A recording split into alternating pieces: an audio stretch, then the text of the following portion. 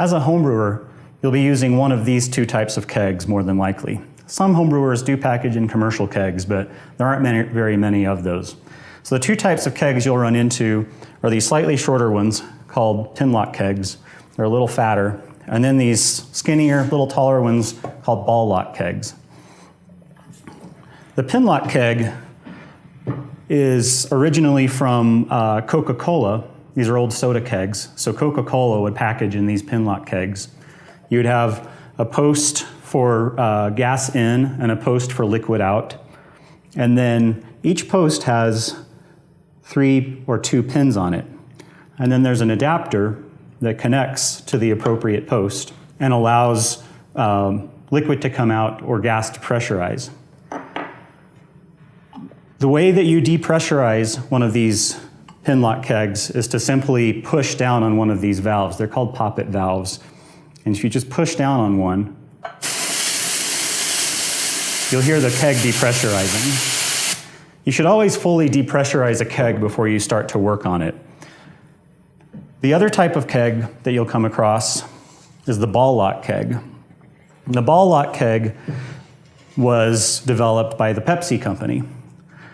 It uses 2 posts just like the pinlock keg does, but they don't have the little pins on the sides to tell you which is gas and which is liquid.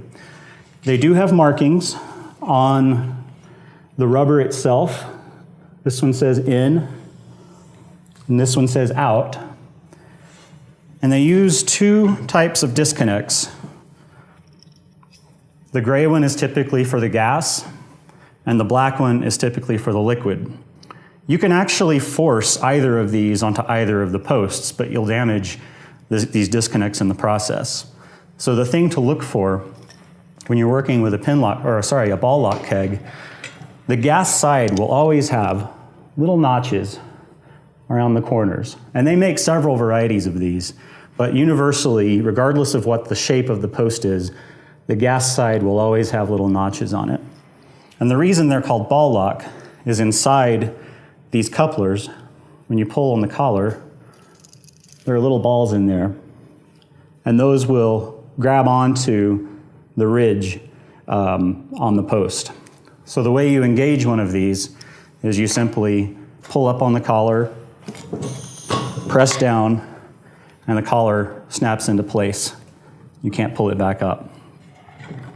Same thing on the liquid side.